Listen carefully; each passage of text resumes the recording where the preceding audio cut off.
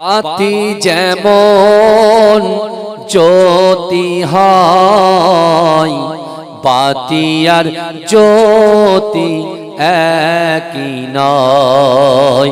জ্যোতিটি বাতি ভিন্ন নয়। সাল্লে আলা মুহাম্মাদিন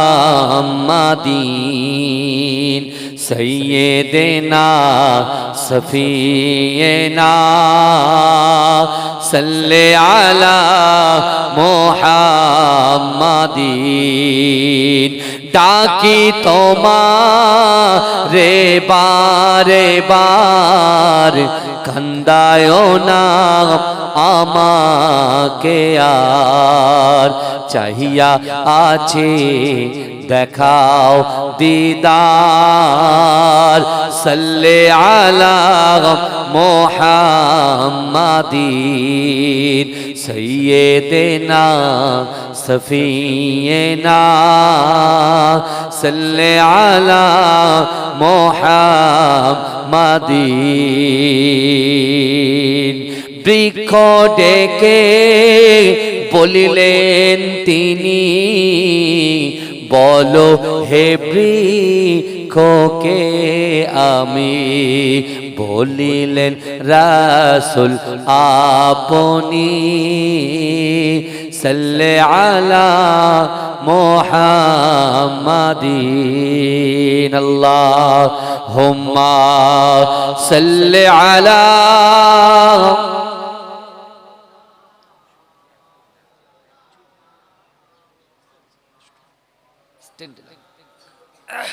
মহব্বতে বলেন, জোরে জোরে বলেন, ঝিমিয়ে যাচ্ছেন এত লোক। আল্লাহুম্মা সাল্লি আলা। আল্লাহর নবী হায়াতুন নবী, আল্লাহর নবী খাতামান নবী। সাক্ষ্য দিল কোরআন হায়, জিন্দা যে আমার নবী দয়াময়। সাহাবাদের নিয়ে নবী মদিনায় ঘুমায়, উম্মতের জন্য নবী কাঁদে সব সময়। মদিনাতে দেখতে পাবি নবীজির ওই স্মৃতি সবই, মদিনাতে দেখতে পাবি নবীজির ওই স্মৃতি সবই। সেই স্মৃতিতে চুমা খেলে গোনা ধুয়ে যায়। জিন্দা আছে আমার নবী দয়াময়, জিন্দা আছে আমার নবী দয়াময়। পাখির মতো থাকলে ডানা উড়ে যাইতাম, রওজাতে গিয়ে মোরা চুমা খাইতাম। কেঁদে কেঁদে বলতাম আমি শুনি তো আমার নবী, কেঁদে কেঁদে বলতাম আমি শুনি তো আমার নবী। নবী ছাড়া রোজ হাসরে পার হওয়া দায়। জিন্দা আছে আমার নবী দয়াময়। আল্লাহুম্মা। গলাটা বসে আছে।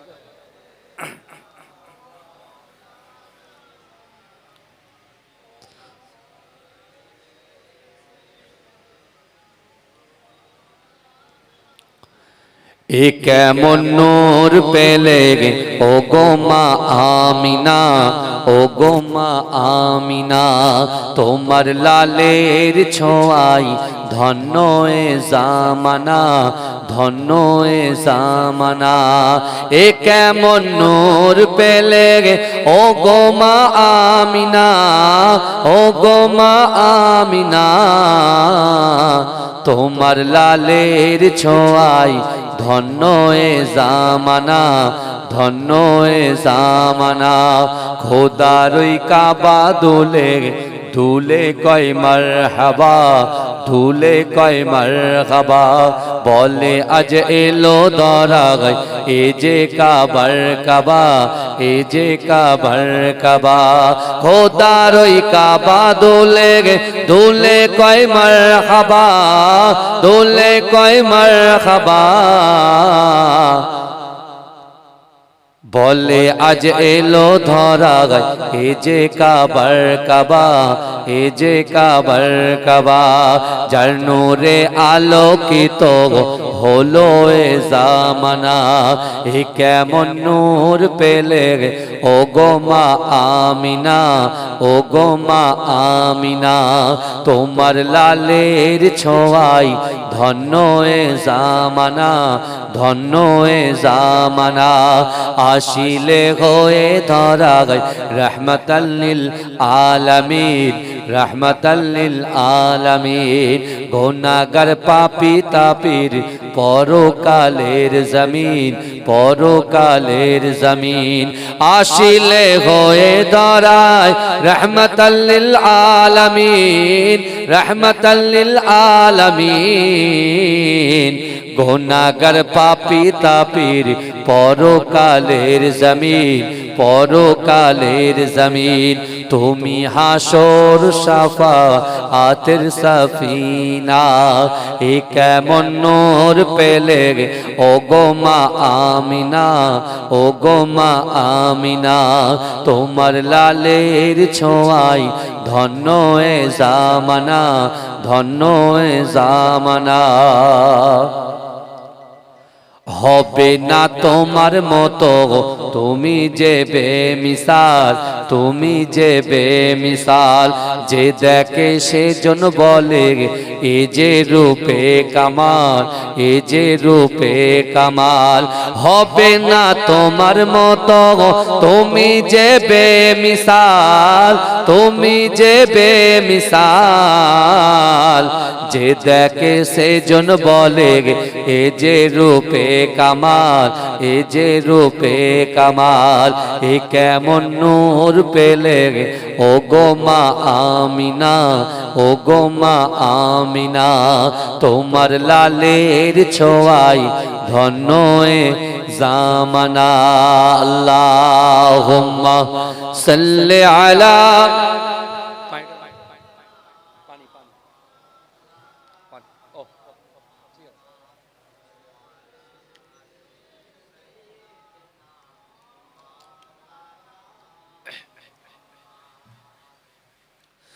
বাতি যেমন জ্যোতি হয়, বাতি আর জ্যোতি একই নয়। জ্যোতিটি বাতি ভিন্ন নয়। সাল্লে আলা মুহাম্মাদিন সৈয়দেনা সফিয়েনা। সাল্লে আলা মুহাম্মাদিন। ডাকি তোমারে বারে বার, কান্দায় না আমাকে আর। চাহিয়া আছে দেখাও দিদার। সাল্লে আলা মুহাম্মাদিন সৈয়দেনা সফিয়েনা। সাল্লে আলা মুহাম্মাদিন। বৃক্ষ ডেকে বলিলেন তিনি, বলো হে বৃক্ষকে আমি। বলিলেন রাসূল আপনি। সাল্লে আলা মুহাম্মাদিন। আল্লাহুম্মা সাল্লি আলা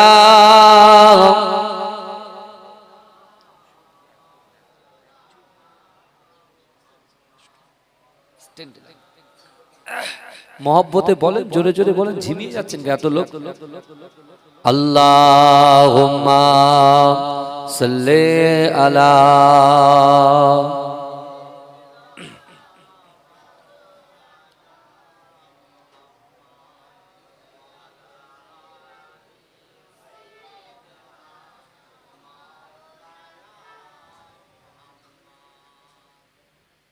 সকলে বলুন সাল্লাল্লাহু আলাইহি ওয়াসাল্লাম। তাকবীর দিন, নারে তাকবীর, নারে তাকবীর। মাশাআল্লাহ। আমার আগে আমার প্রিয় ভাই পীরজাদা আবুল বাসার আমার ভাই আলোচনা করেছেন।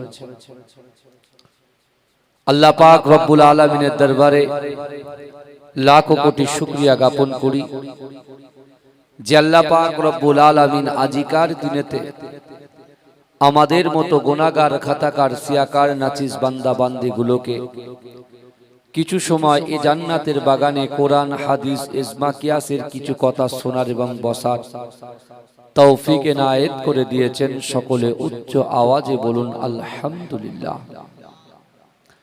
তারপর পরেই শান্তির দূত, সাম্যবাদের সদাচারী, ইমামুল হুদা, নুরুন আলা নূর, নূরে মুজাসসাম,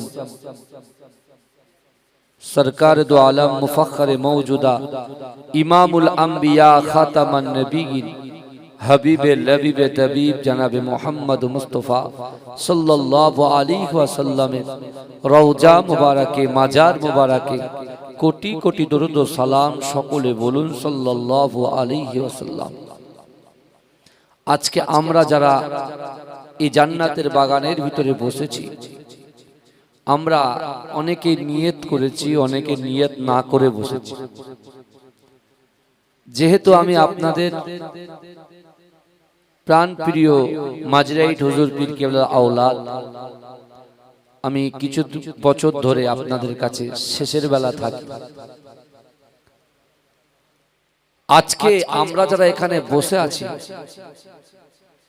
আমরা আমাদের নিজেদের পরিচয়টা কি, আমাদের পাওয়ারটা কত, ইজ্জত কত, আমরা কখনো কিন্তু মূল্যায়ন করিনি। আমরা মানুষের কথা ভাবি, জনগণের কথা ভাবি, জনগণের উপকারের কথা ভাবি না যে ও বড় হয়ে যাচ্ছে, ও সুন্দর, ও ডেভেলপমেন্টটা অনেক হাই লেভেলে পৌঁছে যাচ্ছে। এই সব বিষয় নিয়ে আমরা চিন্তা ভাবনাটা বেশি করি। আমরা কখনো ভাবি না যে আমার দুটো বাচ্চা আছে, দুটো মেয়ে, দুটো ছেলে আছে, তাদেরকে উচ্চ শিক্ষায় শিক্ষিত করতে হবে। তাদের যেমন ডক্টর, আইএস, আইপিএস, ডব্লিউবিসিএস এবং এর সাথে সাথে শরিয়াতি শিক্ষা তাদেরকে একটু দিতে হবে। এই চিন্তা ভাবনার চেতনা আমাদের থেকে অনেকটা দূরে চলে যাচ্ছে। কিন্তু আমার বাবাজিরা, আজকে আমরা যারা এই জান্নাতের বাগানে বসেছি, আমার এখন বাইরে অনেক মা বোনেরাও বসে আছে। আল্লাহ পাক রব্বুল আলামিন কোরআন পাকের ভিতরে পরিষ্কারভাবে বান্দাকে জানিয়ে দিলেন, ও বান্দা, বিসমিল্লাহির রহমানির রহিম, ফাআইনামা তুআল্লু ফাসাম্মা ওয়াজহুল্লাহ। আল্লাহ কোরআন পাকের ভিতরে বলছে, বান্দা, আমি আল্লাহ তোমাদেরকে এতটাই মহব্বত করি, এতটাই ভালোবাসি, এতটাই প্যার করি। ও বান্দা, তোমরা যখন ডান দিকে তাকাও, ওই ডান দিকে আমি আল্লাহ আছি। তোমরা যখন বাম দিকে তাকাও, বাম দিকে আমি আল্লাহ আছি। তোমরা যখন সামনে তাকাও, সামনে আমি আল্লাহ আছি। তোমরা যখন পিছনে তাকাও, পিছনেও আমি আল্লাহ আছি। জোরে বলুন না সুবহানাল্লাহ। এ জোরে বলবেন না।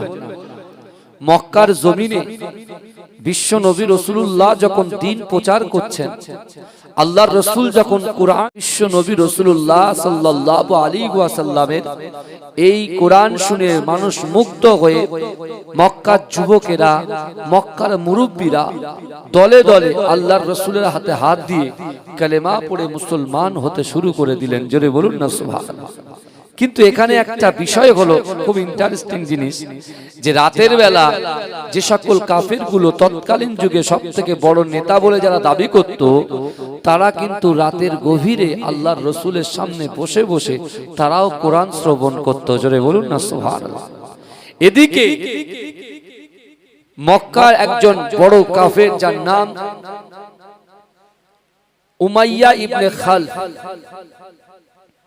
তিনি ইথিওপিয়া থেকে একজন কালো, একজন বেটে, একজন খাটো, কথা বললে কথা বেঁধে যায়, এরকম একজন ব্যক্তিকে তিনি খরিদ করে নিয়ে এসেছেন।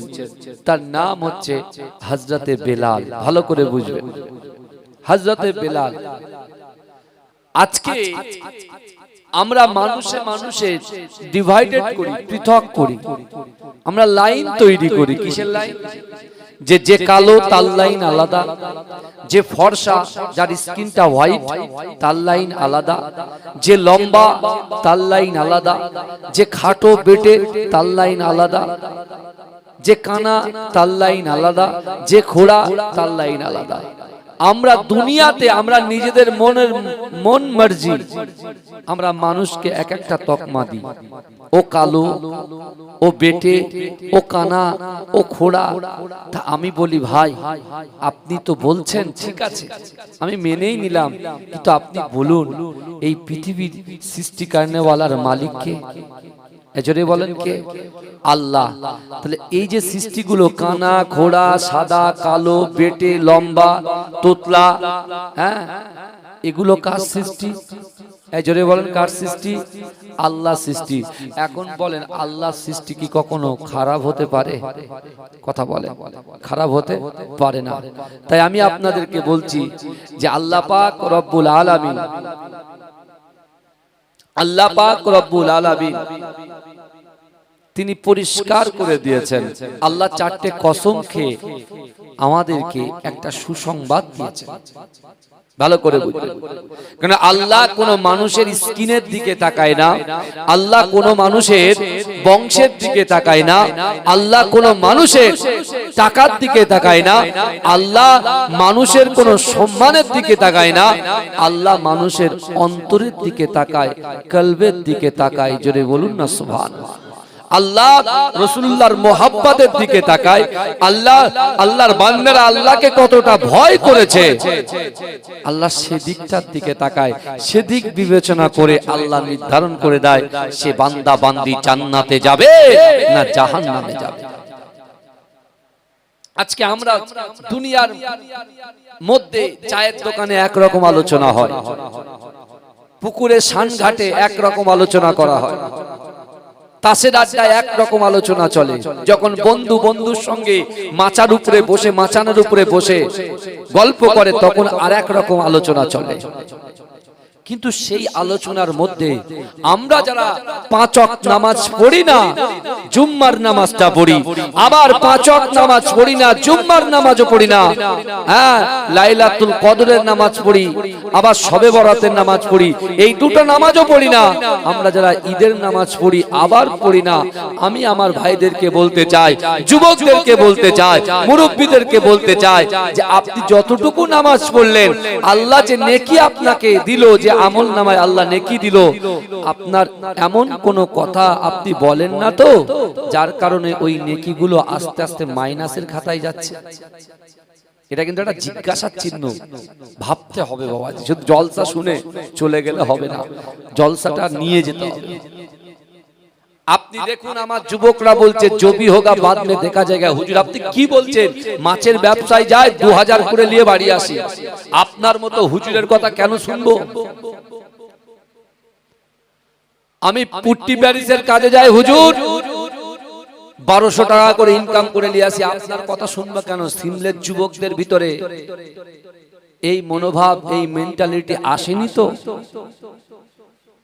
যদি এসে থাকে, যদি নিজেকে খুব বড় বলে মনে হয়, তাহলে আমার ভাইরা একটু ভাবনা চিন্তা করার সময় কিন্তু এসে গেছে। কারণ আল্লাহর কোরআন বলছে ইজা জা আজালুহুম লা ইস্তাখিরুনা সাআতাও ওয়া লা ইস্তাকদিমুন। মৃত্যু যখন আসবে 1 সেকেন্ড লেট করা হবে না, 1 সেকেন্ড দেরি করা হবে না। হে যুবক, তোমার অর্থ, তোমার সম্পদ সবই তোমার এই দুনিয়াতে পড়ে থাকবে। বিশ্বাস করো, তোমার নাম দুনিয়াতে পড়ে থাকবে, তোমার সারা, তোমার বাচ্চা, তোমার সন্তান, তোমার স্ত্রী, তোমার পুত্র, তোমার কন্যা, তোমার স্ত্রী, তোমার ওয়াইফ সব এই দুনিয়াতে পড়ে থাকবে। কিন্তু এ যুবকেরা, দুটো জিনিস তোমার সঙ্গে ওই কবরে যাবে। এক, ঈমান যাবে, 2 আমল যাবে। এই ঈমান এবং আমল আমাদের ঠিকঠাক ভাবে করতে পারছি তো? এটাতেও একটা জিজ্ঞাসার চিহ্ন আছে। তৃতীয় নম্বর হলো, আমরা যখনই যে কোনো নামাজ আদায় করি আল্লাহর কাছে দোয়া চাই কি চাই না? কথা বলেন। বাবাজি একটু হ্যাঁ হু করেন। বিশ্বাস করেন গতকাল সকাল 6টা থেকে আর এখনো অবধি নন স্টপ জেগে আছি, এক চুল পরিমাণে চোখটা এরকম ডুবে। বিশ্বাস করেন কষ্ট কিন্তু আপনাদের থেকে আমার বেশি হচ্ছে, যে কিভাবে আমি আলোচনা করছি উপর আল্লাহ যে আল্লাহ বলাচ্ছেন বলে বলতে পারছি না, বলার ক্ষমতা আমার নাই। একদম ওপেন এই আপনার ইউটিউবারদের সামনেই বলছি, ক্ষমতা নাই বলার আমার। বিশ্বাস করেন আল্লাহ বলাচ্ছেন তাই বলছি, কিন্তু যে কথাগুলো বলছি কথাগুলোকে একটু খেয়াল করবেন। কারণ এই জান্নাতের বাগানে এসেছেন, তার মানে কি বলেন তো? তার মানে কি বলেন তো? আল্লাহ আপনার গুনাহটাকে ক্ষমা করবেন বলেই আল্লাহ আপনাদেরকে জান্নাতের বাগানে বসিয়ে রেখেছেন। জোরে বলবেন না? এটাকে হাজী সাহেবরা হজ করতে যাচ্ছে 2026-এ 17 তারিখ সকাল 8টা 20-তে ফার্স্ট ফ্লাইট ছেড়েছে। 17 তারিখ 2026 17 এপ্রিল সকাল 8টা 20-তে ফার্স্ট ফ্লাইট ছেড়েছে। ঝাড়খণ্ড আর বিহারের হাজী সাহেবরা গেছে। ঝাড়খণ্ড বিহার থেকে হাজী সাহেব নিয়ে যাচ্ছেন আল্লাহ, ওরা আরাফাতের ময়দানে অবস্থান করবে। আল্লাহ তাদেরকে আরাফাতের ময়দানে অবস্থান করাচ্ছেন, তার কারণটা কি বলেন? এই বাংলার জমিন থেকে হাওড়া, হুগলি, মেদিনীপুর, 24 পরগনা, নদিয়া, মুর্শিদাবাদ, মালদা, বীরভূম, বাঁকুড়া, এখান থেকে হাজী সাহেবদেরকে এই যে আল্লাহ যে চুজ করে আল্লাহ যে নিয়ে যাচ্ছেন, তারা তো আরাফাতের ময়দানে অবস্থান করবেন।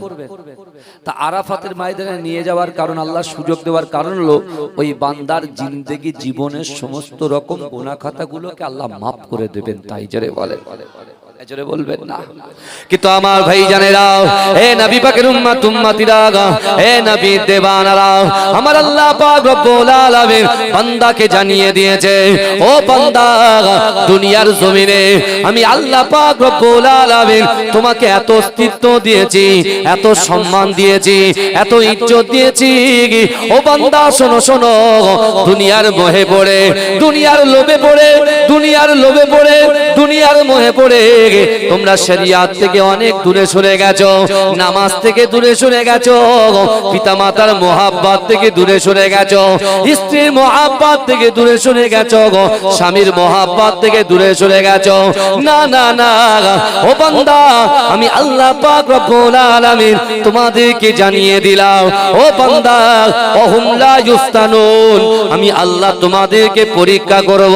ও বান্দা শোনো শোনো, আমি আল্লাহ পাক রব্বুল আলামিন তোমাদের শরীরের রোগ দিয়ে পরীক্ষা করব। আমি আল্লাহ পাক রব্বুল আলামিন তোমাদেরকে ভয় দিয়ে পরীক্ষা করব। আমি আল্লাহ পাক রব্বুল আলামিন তোমাদের সম্পদগুলোকে বৃদ্ধি করে দিয়ে, বাড়িয়ে দিয়ে আমি আল্লাহ তোমাদেরকে পরীক্ষা করব। ও বান্দা তোমাদের সম্পদগুলোকে কমিয়ে দিয়ে আমি আল্লাহ তোমাদেরকে পরীক্ষা করব। ও আল্লাহর বান্দা বান্দিরা একটু ভালো করে বোঝার চেষ্টা করেন। আমার আল্লাহ বলে, ও বান্দা আমি আল্লাহ তোমাদের যৌবন দিয়েও পরীক্ষা করব। কিন্তু না না না, আজ থেকে 1500 বছর আগে আল্লাহর রাসূল যখন সাহাবাদেরকে এই কোরআনের আয়াতটা ব্যাখ্যা করছেন, একজন সাহাবা দাঁড়িয়ে গিয়ে আল্লাহর রাসূলকে জিজ্ঞাসা করলেন, ইয়া রাসূলুল্লাহ, হাবিবাল্লাহ, এখনই তো আপনি কোরআন থেকে বললেন আল্লাহ পরীক্ষা করবে। ইয়া রাসূলুল্লাহ, হাবিবাল্লাহ, আল্লাহর পরীক্ষায় যদি বান্দা বান্দি উত্তীর্ণ হয়ে যায় আল্লাহ তাদেরকে কি সাজা দেবে, আল্লাহ তাদেরকে কি পুরস্কার দেবে? ও যুবকেরা, বিশ্বনবী রাসূলুল্লাহ সাল্লাল্লাহু আলাইহি ওয়াসাল্লাম ওই সময় সাহাবাদেরকে বলতে লাগলেন, ও আমার সাহাবারা শোনো শোনো, আমি রাসূলুল্লাহ তোমাদেরকে জানিয়ে দিলাম, আমার আল্লাহ পাক রব্বুল আলামিন আমি রাসূলুল্লাহর ওসিলায় 8টা জান্নাত সৃষ্টি করেছে। ওই 8টা জান্নাতের ভিতরে সব চাইতে বড় জান্নাত জান্নাতুল ফেরদাউসটা আল্লাহ পাক ওই বান্দা বান্দির আমলনামায় লিপিবদ্ধ করে দেবে। জোরে বলেন না সুবহানাল্লাহ, জোরে বলুন না সুবহানাল্লাহ। আমরা মানুষের কাছে সম্মানের আশা করি, ভালো করে বুঝবেন ভাই। আমরা মানুষের পিছনে ছুটি সম্মানের আশা, মানুষের পিছনে ছুটি চেয়ারের আশা। কিন্তু ভাইজান চেয়ার পড়ে থাকবে, মানুষ থাকবে? বাবাজি মানুষ তো এখন সময় হয়ে গেছে, সময়।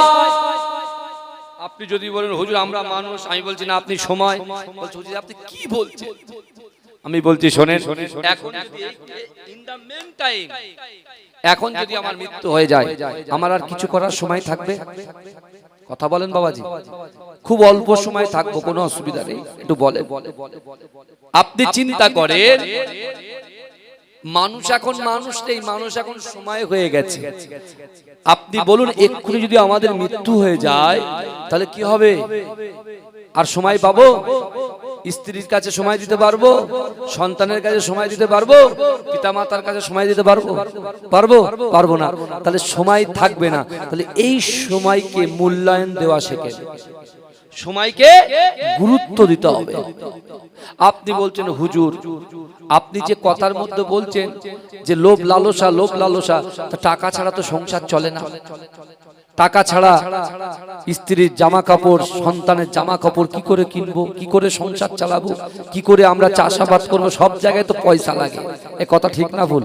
তা আমিও তো আপনার সাথে বলছি, আমি রাকিবুল আজিজ, আমিও তো আপনাদের সাথে একমত যে টাকা ছাড়া পৃথিবীতে কিছু নয়। টাকা লাগবেই সংসার চালাতে গেলে, স্কুলে ভালো সন্তানকে ভালো স্কুলে পড়াতে গেলে টাকা লাগবে না, কথা বলেন। তা আমি তো আপনার সাথে একমত, কিন্তু বাবাজি বুখারী শরীফের সারাটা খুলে আপনি এক্ষুনি ক্লিয়ার হয়ে যাবে।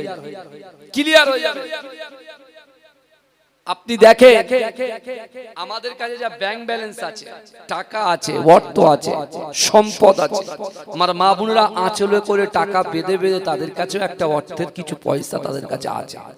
এ কথা ঠিক না ভুল? তাদের কাছে আছে। আমরা সকলে কিন্তু নিজের স্ত্রীর কাছেও আমার কতটা টাকা আছে আমি শুধু কিছু টাকা তাদেরকে দেখাই, বাদ বাকি টাকাটা সাইড করে রাখি। এরা কি আমরা অনেকেই করি, কারণ সব টাকা যদি একবার দেখে ফেলে অনেক সমস্যা আছে। যেই আমরা কিছুটা পুশিদা করে রাখি আর কিছুটা ওপেন করে রাখি, মানে জাহেরি আর বাতিনি এখানেও কাজ করছে। টাকাটাকে জাহেরি ইউজ করছি, টাকাটাকে বাতিনি ভাবেও রেখে দিয়েছি। তা আমাদের কাছে যা কিছু আছে বাবাজি এটা আল্লাহ সব জানে। জানে কি জানে না, কথা বলে। পৃথিবীতে গভীর সাগরের নিচে যদি একটা পিঁপড়া পর্যন্ত হেঁটে চলে বা একটা পাথরের ভিতরে কি আছে না আছে আমার আল্লাহ সবই অবগত। জোরে বলে, জোরে বলবেন না সুবহানাল্লাহ। না আল্লাহ কোরআন পাকের ভিতরে বলছে বান্দা নাহনু আকরাবু ইলাইকা মিন হাবলিল ওয়ারিদ। আল্লাহ বলছে ও বান্দা আমি আল্লাহ তোমাদের এত নিকটে, তোমরা অতটা বোঝো না, কারণ কোরআন তোমরা বোঝো না, জানো না। কোরআনকে জিজ্ঞাসা করো, আমি আল্লাহ বলছি তোমাদের ঘাড়ের শিরা উপশিরা থেকে অতি নিকটবর্তী আমি আল্লাহ তোমাদের সাথে থাকি। জোরে বলে, জোরে বলবেন না? তাহলে আল্লাহ আমাদের সাথে থাকে, তাহলে আমাদের জেনা হয়ে যাচ্ছে না তো? আমরা খারাপ কাজে লিপ্ত হয়ে যাচ্ছি না তো? আমরা পরকীয়ার মধ্যে লিপ্ত হচ্ছি না তো? ভালো করে বুঝবেন। আমরা সুদের মধ্যে নিমজ্জিত হয়ে যাচ্ছি না তো? আমরা নামাজ থেকে দূরে সরে যাচ্ছি না তো? হ্যাঁ, লোক দেখছে না, আমি আপনি পাশাপাশি বসে আছি, কে তাহাজ্জুদ পড়ছে, কে কোরআন পড়ছে, কোন মা পর্দা করছে, আমরা কেউ কারোর দিকে লক্ষ্য রাখছি না। লক্ষ্য কিন্তু আমাদের সৃষ্টিকর্তা, আমাদের মালিক, আমাদের খালিক আল্লাহর কিন্তু আছে। আমরা বাড়িতে চোর ঢোকে কিনা, ছেলেরা ঠিকঠাক পড়াশোনা করছে কিনা, আমরা ডাইনিং এ ক্যামেরা লাগিয়ে রাখি, না? বাড়ির বাইরে ক্যামেরা লাগিয়ে থাকে, পিছনে একটা সামনে, কে দেখছে? তাহলে আপনার এই সেন্সটুকু আছে যে আমার বাড়িতে যদি কেউ লোক ঢোকে, কেউ চোর ঢোকে বা কেউ বদমাইশি করে, সেটা কিন্তু এই ক্যামেরার মধ্যে ধরা পড়বে। এই সেন্স আছে। কিন্তু আপনার কাছেও তো দুটো ক্যামেরা আল্লাহ বসিয়ে রেখেছে, কিরামান কাতিবিন, দুটো ফেরেশতা। আপনি তো ভুলে গেছেন। কিন্তু আমার কাছে টাকা আছে তো, আচ্ছা ধর টাকায় সব কিছু পাওয়া যায়। এই দেখতে পাচ্ছেন না, টাকায় চেয়ার পর্যন্ত কেনা যায়। কথা ঠিক না ভুল? টাকার মূল্য অনেক, টাকার মূল্য অনেক। টাকাটা সেই জায়গায় আপনাকে যদি ইউজ করতে পারেন তাহলে আপনি মূল্যায়ন হবেন। বাদ বাকি ওই দুনিয়াটা শুধু এনজয়ের মধ্যে যদি টাকাটাকে বিলীন করে শেষ করে দেন, সব গল্প শেষ হয়ে যাবে। কি বলছি বুঝতে পারছেন তো বাবাজি? আমি যে কথাগুলো বলছি, কথাগুলো বোঝা যাচ্ছে তো ভালো করে? বিশ্ব নবী রাসূল সাল্লাল্লাহু আলাইহি ওয়াসাল্লাম যে হাদিস শরীফে লিখেছেন, হাদিস শরীফের নিচেই ছোট ছোট সরা লেখা থাকে, ছোট্ট ছোট্ট গুড়গুড় গুড়গুড় মতো লেখা, বুঝতে পেরেছেন? তাই বলছে আমাদের কাছে যা অর্থ আছে, সম্পদ আছে, ব্যাংক ব্যালেন্স আছে, এই সব কিছু হচ্ছে পানির মতো। কিসের মতো বলেন? জোরে বলেন, কিসের মতো? পানির মতো। আর আমরা হচ্ছি নৌকার মতো। ভাইজান, কালকে গঙ্গাসাগরে যে ভ্যাসেলটাকে করে পার হয়েছি, শুধু এপার থেকে ওপারে যেতে সময় লেগেছে 35 মিনিট। 3.5 কিলোমিটার লম্বা সে ঢেউ।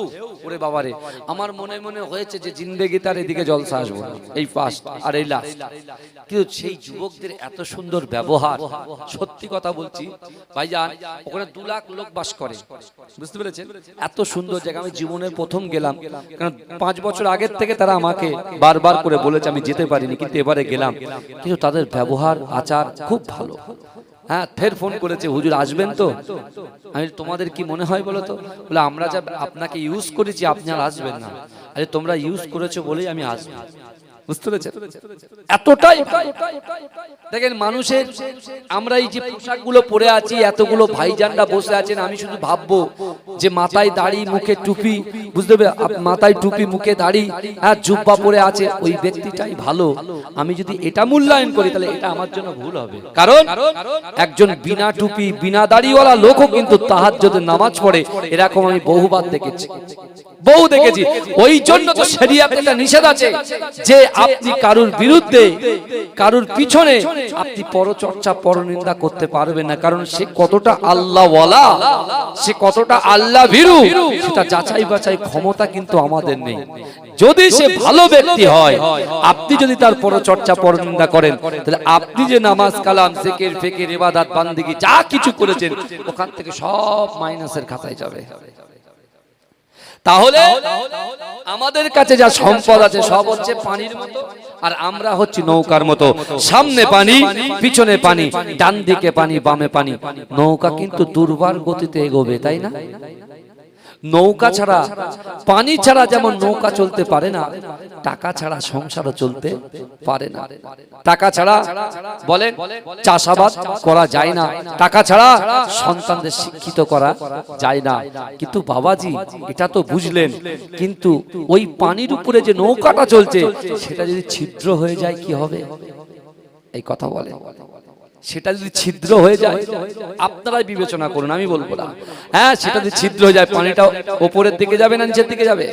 পানিটা উপরের দিকে যাবে। যখন পানিটা উপরের দিকে যাবে, তখন নৌকাটা কি হবে বলেন তো? আস্তে আস্তে ডাউন হয়ে যাবে, অর্থাৎ ডুবে যাবে, তাই তো নাকি গো? কিন্তু আমার ভাই জানেরা, এ নবী পাকের উম্মত, উম্মতিরা, এ নবী দেওয়ানারা, নামাজের পাটিতে আল্লাহর কাছে আমরা অনেক কিছু চেয়েছি। আল্লাহ পাক, আপনি আমাদের থেকে বালা মুসিবত দূর করে দিন। ওগো রব্বুল আলামিন, আল্লাহ পাক, আপনি আমাদের সম্পদ দিন, চাষাবাদে বরকত দিন, ব্যবসায় বরকত দিন, আল্লাহ সংসারে শান্তি দিন। কিন্তু যুবকেরা, ও নবী পাকের উম্মত, উম্মতিরা, নামাজের মাসাল্লায় যখন আমি আপনি আমরা চাই, ওই সময় আল্লাহ পাক রব্বুল আলামিনের কাছে আমরা অনেক ওয়াদা করে থাকি। কিন্তু যুবকেরা, ও নবী পাকের উম্মত, উম্মতিরা, আল্লাহর কাছে আমরা যা চেয়েছি, আল্লাহ পাক আমাদেরকে সেই চাগুলোকে কবুল করে নিয়েছে। কিন্তু যুবকেরা, আল্লাহর কাছে আমরা যে ওয়াদা করেছি, ওই ওয়াদা কি আমরা পূরণ করতে পেরেছি? ও যুবকেরা, বিশ্ব নবী রাসূলুল্লাহ সাল্লাল্লাহু আলাইহি ওয়াসাল্লাম মদিনার মসজিদে নববী শরীফে বসে আছেন। আল্লাহর রাসূলের একজন গরীব সাহাবা, যার দিন আনে দিন খায়, নুন আনতে পান্তা ফুরায়। এ যুবকেরা, না না না, মসজিদে নববী শরীফের পাশে ছোট্ট একটি খামার আছে। ও যুবকেরা, দুম্বার ব্যবসা কখনো চলে তো কখনো চলে না। এরকম সাহাবা, যার নাম হলো হযরত সালাবা রাদিয়াল্লাহু তাআলা তাআলা আনহু আল্লাহর রাসূলের কাছে হাজির হলেন। ও যুবকেরা, চোখ দিয়ে ঝরঝর করে পানি বার হয়। আল্লাহর রাসূল জিজ্ঞাসা করে, ও সাহাবা বলো তুমি কেন কাঁদো? বলছি ইয়া রাসূলুল্লাহ, হাবিবাল্লাহ, না না না, আমি সাহাবা, আমার কাছে অর্থ নাই, আমার কাছে সম্পদ নাই, আমার কাছে ব্যবসা নাই, আমার কাছে বিল্ডিং বালাখানা নাই। ইয়া রাসূলুল্লাহ, ইয়া হাবিবাল্লাহ, হুজুর, না না না, আমি আপনার কাছে একটা জিনিস চাইতে এসেছি। আল্লাহর রাসূল জিজ্ঞাসা করলেন, ও সাহাবা বলো বলো তুমি কি চাইতে এসেছো? বলছি ইয়া রাসূলুল্লাহ, হাবিবাল্লাহ, আপনি একটু, আমি সাহাবা, আমার জন্য দোয়া চান। আল্লাহর রাসূল বলছে কিসের জন্য দোয়া চাইবো? বলছি ইয়া রাসূলুল্লাহ, ইয়া হাবিবাল্লাহ, হুজুর, আপনি আল্লাহর কাছে আমার ধনী হওয়ার জন্য একটু দোয়া চেয়ে দেন, আল্লাহ যেন আমাকে ধনী বানিয়ে দেয়। ও যুবকেরা, ও নবী পাকের উম্মতিরা, প্রত্যেক যুবকদের ভিতরে এই তামান্না কিন্তু আছে, আমি অনেক বড় হব, আমার কাছে অর্থ থাকবে, আমার কাছে সম্পদ থাকবে, আমার কাছে দৌলত থাকবে, আমার কাছে নাম থাকবে, আমার কাছে চেয়ার থাকবে। কিন্তু ও যুবকেরা, ও নবী পাকের উম্মতিরা, অবশ্যই অবশ্যই এই আশাগুলো করা ঠিক আছে, কিন্তু আপনি যে ওয়াদা করেছেন সেই ওয়াদাটা কি আপনি ফুলফিল করতে পেরেছেন? এটা কিন্তু আমাদেরকে বোঝার দরকার আছে। এ যুবকেরা, আল্লাহর রাসূল বলেছেন, এ সাহাবা, আমি রাসূলুল্লাহ নিজে কখনো ধনী হতে চাই না, অর্থ সম্পদের মালিক হতে চাই না। না না না, যে সম্পদ দিন থেকে মানুষকে দূরে সরিয়ে নিয়ে যাবে, নামাজ থেকে দূরে সরিয়ে নিয়ে যাবে, পিতামাতার মহব্বত থেকে দূরে সরিয়ে নিয়ে যাবে, না না না, স্ত্রীর মহব্বত থেকে দূরে সরে যাবে, স্বামীর মহব্বত থেকে দূরে সরে যাবে, পিতামাতার মহব্বত থেকে দূরে সরে যাবে, ওই সম্পদ আমি রাসূলুল্লাহ চাই না। ও সাহাবা শোনো শোনো, আমি রাসূলুল্লাহ কষ্ট পেতে চাই, দুঃখ পেতে চাই, আবার সুখও পেতে চাই। ও যুবকেরা, আমার হাবিবুল্লাহ, ওমা আরসালনাকা ইল্লা রাহমাতাল লিল আলামিন, তিনি কি কথা বলছে দেখেন। ও সাহাবা শোনো শোনো, আমি রাসূলুল্লাহ সুখও পেতে চাই, কষ্ট পেতে চাই। যখন কষ্ট পাবো, ইন্নাল্লাহা মা'আস সাবিরিন, আমি ধৈর্য ধরবো, সবর করব, আর যখন সুখ পাবো আল্লাহর প্রশংসা করব। এজন্য বলেন, যখন কষ্ট হবে তখন কি করবে? সবর করবে, আর আপনার মতো বেফাস মন্তব্য করবে না। আমি আর বেশি লম্বা চওড়ার দিকে যাচ্ছি না, ভালো করে কথাটা শুনবেন। আমার মায়েরা নামাজের মাসাল্লায় বসে বলছে, আল্লাহ আমার সন্তান নাই, আমাকে একটা সন্তান দেন, আমি অমুক কাজটা করব। আমি রাকি উড়াই বলছি, আল্লাহ আপনি আমার এই কাজগুলো দেন, আমি 5 ওয়াক্ত নামাজ জামাতের সাথে আদায় করব। আল্লাহ আপনি যদি আমার এই জিনিসটা দেন, আল্লাহ জীবনে আমি পরচর্চা পরনিন্দা করব না। আল্লাহ যে ওয়াদা আমি আপনার কাছে করছি, এই ওয়াদাগুলো সব ঠিকঠাক ভাবে পালন করব। আল্লাহ খুশি হয়ে গেছে, কারণ আল্লাহর একটা নাম রাহমান, একটা নাম রহিম। মা যেমন তার সন্তানকে ভালোবাসে, মায়ের থেকে 70 গুণ বেশি আমার আল্লাহ তার বান্দা বান্দিকে ভালোবাসে। জোরে বলেন না সুবহানাল্লাহ। আল্লাহ বলছে, বান্দা মান কানা লিল্লাহ কানা আল্লাহু লাহু, যে ব্যক্তি আমার হয়ে যায় আমি আল্লাহ তার হয়ে যায়। জোরে বলেন না সুবহানাল্লাহ। আমরা দান করি, আমরা টাকা দিই, আমরা অর্থ দিই, আমরা ভিক্ষুককে খানা খাওয়াই, কিন্তু কিয়ামতের মাঠে হাদিসের মধ্যে এরকম আছে, আল্লাহ বলে, বান্দা তুই আমার ঘর থেকে দূর হয়ে যা, আমার সামনে থেকে দূর হয়ে যা। আল্লাহর বান্দা বলবে, আল্লাহ আপনি আপনার সামনে থেকে আমাকে দূরে যেতে বলছেন? আল্লাহ বলছে, তোর বাড়ির সামনে আমি গিয়েছি, তুই আমাকে তাড়িয়ে দিয়েছিস।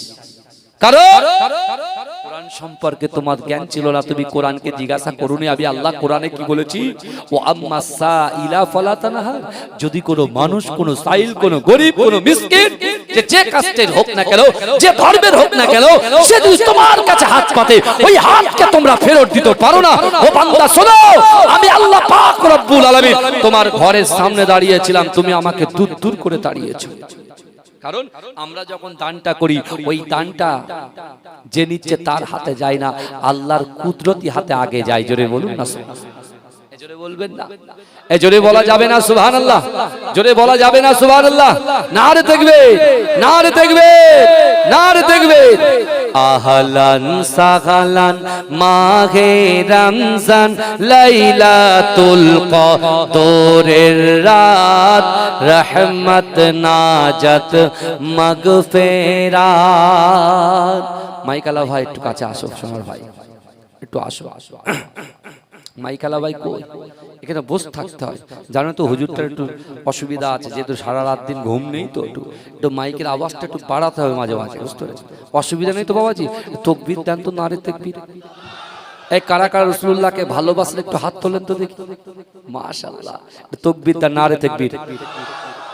সিমলে হচ্ছে আমার অন্তরের একটা জায়গা, বিশ্বাস করেন, এত মহব্বত করি সিমলের লোকদের। বিশ্বাস করেন অন্য জায়গায় যে জলসা হতো, সবাই শুনছে, ভাইজানরাও শুনবেন, পুরপুরা দরবার শরীফে বসে দেখেছো কিরম বড় বড় কথা বলছে। আমার শরীরের যা কন্ডিশন আজকের দিনে, আমি আসতামই না, শুধু সিমলে বলে আমি চলে এসেছি। এমনি আমার 3টে সাড়ে 3টার সময় ওঠার কথা ছিল না ভাইজান, বুঝতে পেরেছেন? আধ ঘন্টা লেটে এসছে, বুঝতে পেরেছেন? কেন আমার আর পাচ্ছি না। যাই হোক, আপনারা এখানে বসেছেন, আমি রাকিবুল আজিজ আপনাকে খুশি করতে আসিনি, আর আপনারা রাকিবুল আজিজকে খুশি করতে আসিনি। বক্তা এবং শ্রোতা উভয় কিন্তু আল্লাহকে খুশি করতে এসেছি, জোরে বলেন। তাহলে সুবহানাল্লাহ আলহামদুলিল্লাহ ঢংটা কিন্তু একটু আলাদা হবে, জানেন তো? কেন আমরা আল্লাহকে খুশি করতে এসেছি। কারা কারা রাসূলকে ভালোবাসেন হাত তোলেন, তাকবীর দেন, নারে তাকবীর। আরো যে আওয়াজ, তো সিমলের আওয়াজ না, তো অন্য পাড়ার আওয়াজ। সিমলের মাটি পবিত্র মাটি, সিমলের যুবকদের অন্তর পবিত্র অন্তর, মা বোনেদের অন্তর পবিত্র অন্তর। তা অন্তরটা পবিত্র, জায়গাও পবিত্র, ইমাম সাহেবও পবিত্র, মুয়াজ্জিন সাহেবও পবিত্র, গ্রামবাসী পবিত্র। তাহলে আওয়াজটা তো সেই রকম লেভেলের হবে নাকি? আমি যখন এইভাবে হাত তুলবো, জোরে সুবহানাল্লাহ হবে দেখি। হচ্ছে না, ধাক্কা মারতে হবে, ধাক্কা। কদিন পরে আরো ধাক্কা হবে, চলেন আবার।